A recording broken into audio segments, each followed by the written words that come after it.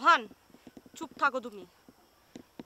ছি, আমার লজ্জা হচ্ছে তোমার মতো একটা মানুষকে আমি কিনা ভালোবেসেছি।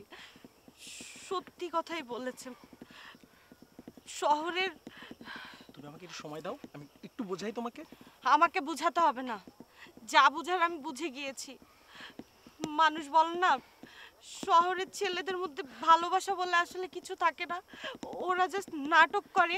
আর আমি তো গ্রামে একজন কৃষকের মেয়ে, আমিও তোমার নাটকটা বুঝতে পারিনি। তুমি তুমি নাকি শোনো আমাকে শোনো শোনো, আমি যা বল, কথাটা শোনো। এমন কিছুই না, আমার কাজিন, জাস্ট আমরা দেখা করতে আসছিলাম, এই আর কি। আর তুমি আমাকে বিশ্বাস করো না? হ্যাঁ, কাজিন? মানুষ কাজিনের সাথে এভাবে হাতে হাত ধরে রোমান্টিক ভাবে গল্প করে?